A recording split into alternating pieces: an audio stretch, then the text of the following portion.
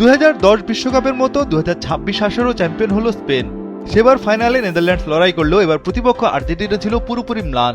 অবিশ্বাস্য হলেও সত্য, পুরো 90 মিনিটে কোনো শট নিতে পারেনি মেসির আর্জেন্টিনা। 120 মিনিটে দুটি শট নিলেও ছিল না কোনো অন টার্গেটে। তবে বিশ্বকাপ জয়ে স্পেনের মিল খুঁজে পাওয়া গেল বিস্ময়করভাবে। সেবার অতিরিক্ত সময়ে একমাত্র গোলে জিতল লা রোজারা। এবারও হলো তাই। স্পেনের জয়সূচক গোল হয়েছে 106 মিনিটে।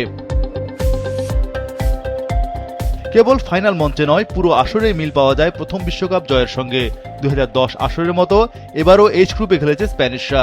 এবারও তারা জিততে পারেনি গ্রুপ পর্বের প্রথম ম্যাচ। বিশ্বকাপের উদ্বোধন ছিল 11 জুন, প্রতিপক্ষ মেক্সিকো দক্ষিণ আফ্রিকা।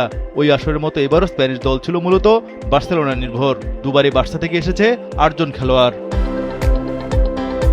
সেবার লা রোজারা পাসিং ফুটবল খেলে 8 গোল করেছে বিশ্বকাপে। Presenting Walton Crystal Series. Switch to premium. Switch to Crystal. এবার করেছে 14 গোল। সেই আসরে গোল হজম করেছে মাত্র 2টি, এবার একটি। 2010 সালের শেষ 16তে স্পেন 1-0 গোলে হারিয়েছিল পর্তুগালকে। এবারও রোনালদোদের একই ব্যবধানে হারিয়ে কোয়ার্টার ফাইনাল খেলে লা রোজা দল। সেই বিশ্বকাপের ঠিক আগে স্প্যানিশ ক্লাব রিয়াল মাদ্রিদের কোচ হন পর্তুগিজ হোসে মরিনহো। এবার বিশ্বকাপ শুরুর মাঝে স্প্যানিশ জায়ান্টদের দায়িত্ব বুঝে পান দ্য স্পেশাল ওয়ান। 2008 সালে ইউরো জেতা স্পেন এই বিশ্বকাপের শিরোপা ঘরে তোলে।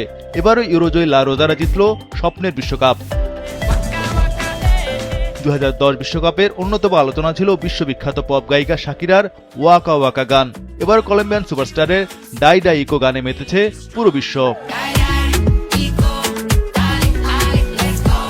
ইউরোপের বাইরে প্রথম ইউরোপিয়ান দল হিসেবে বিশ্বকাপ জয়ের রেকর্ড গড়েছিল স্পেন 2010 আসরে। মাঝে 2014 সালে সেই রেকর্ডে ভাগ বসায় জার্মানি। এবার একমাত্র ইউরোপীয় দল হিসেবে দুটি বিশ্বকাপে ইউরোপের বাইরে জিতে নিজেদের রেকর্ড আরও সমৃদ্ধ করল স্প্যানিশরা।